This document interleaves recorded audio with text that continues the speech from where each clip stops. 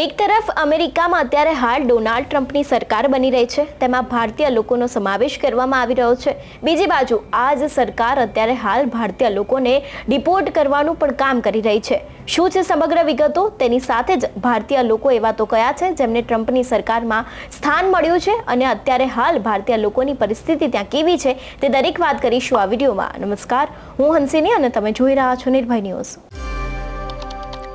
અમેરિકામાં Donald Trump જ્યારથી ચૂંટાયા છે ત્યારથી તે પોતાની સરકારને વધારે ને વધારે મજબૂત બનાવવાના પ્રયત્નો કરી રહ્યા છે અને એટલા માટે જ થઈને તે અત્યારે હાલ સર્વશ્રેષ્ઠ વ્યક્તિઓને પોતાની સરકારમાં તે લોકોને અત્યારે હાલ સ્થાન આપી રહ્યા છે. અને આ બધાની વચ્ચે ભારતીય વ્યક્તિ એવા કુશ દેસાઈને પણ આની અંદર એક નિમણૂક કરવામાં આવી છે, જેમાં એવું પણ કહેવામાં આવી રહ્યું છે કે હવે ડોનાલ્ડ ટ્રમ્પ પોતાની ટીમમાં અન્ય ભારતીય મૂળ વ્યક્તિઓનો સમાવેશ કરી રહ્યા છે, જેમાં અમેરિકન રાષ્ટ્રપતિએ ભારતીય અને અમેરિકનના પૂર્વ પત્રકાર એવા કુશ દેસાઈને તેમના ડેપ્યુટી પ્રેસ સેક્રેટરી તરીકે નિયુક્ત કર્યા છે.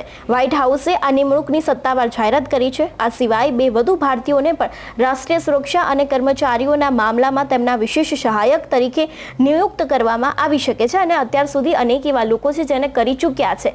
પરંતુ આ બધાની વચ્ચે સવાલો અનેક ઊભા થાય છે કે અત્યારે હાલ ત્યાં ભારતીય લોકો પણ ટ્રમ્પની સત્તામાં સમાવેશ થઈ રહ્યા છે. એટલું જ નહીં, ટ્રમ્પની સરકાર વધારે ને વધારે મજબૂત બને તે માટે થઈને અનેક એવા ભારતીય લોકોને પણ ત્યાં નીમવામાં આવ્યા છે. પરંતુ ત્યાં ભારતીય લોકોની હાલત શું છે, કદાચ તેના ઉપર હજી સુધી કોઈનું ધ્યાન ગયું નથી.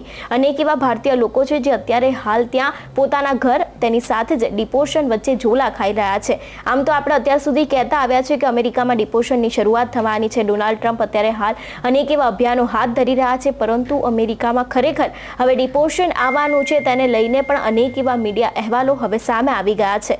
અત્યાર સુધી આપણે ઘણી બધી ડિપોર્શનને લઈને વાત કરતા આવ્યા છે, જેમાં આપણે અત્યાર સુધી જાણતા પણ આવ્યા છે કે અમેરિકામાં કેટલા ઘણા બધા એવા લોકો છે જે લોકોની પાસે અત્યારે યોગ્ય ડોક્યુમેન્ટ નથી, તે લોકોને ક્યાં રહેવું, તેની સાથે જ ગ્રીન કાર્ડ ક્યાંથી મેળવવું, પોતાના વિઝાના નિયમો શું છે, એટલું જ નહીં ગ્રીન કાર્ડની જે રાહ જોઈને બેઠા છે તે વ્યક્તિઓને પણ અત્યારે હાલ ત્યાં શું ચાલી રહ્યું છે તેના વિશે કદાચ કંઈ ખબર નથી હોતી. અને આ બધાની વચ્ચે એક તરફ ટ્રમ્પ પોતાની સત્તાને વધારે ને વધારે મજબૂત બનાવી રહ્યા છે અનેક એવા લોકોની સાથે, ને બીજી બાજુ ટ્રમ્પ અત્યારે હાલ ડિપોર્શન અભિયાનને લઈને પણ અનેક એવી અત્યારે નવા નિયમો છે તે બનાવી રહ્યા છે.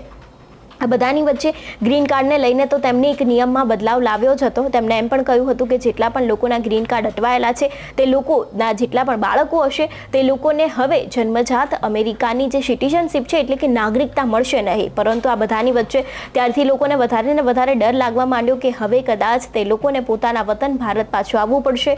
એટલા માટે થઈને જે ત્યાંની સરકાર છે, જે ત્યાંની કોર્ટ છે, તે લોકો દ્વારા આ નિયમ છે તેને અત્યારે સ્ટે મૂકવામાં આવ્યો, એટલે કે અત્યારે હાલ કોઈને ડિપોર્ટ થવું પડશે નહીં. પરંતુ ભવિષ્યમાં લગભગ અમેરિકામાં ખૂબ જ મોટું ડિપોર્શન થઈ શકે છે, કારણ કે ઇમિગ્રન્ટ્સને લઈને નિયમો બદલાયા છે, વિદ્યાર્થીઓને લઈને નિયમો બદલાયા છે, વિઝાને લઈને બદલાયા છે.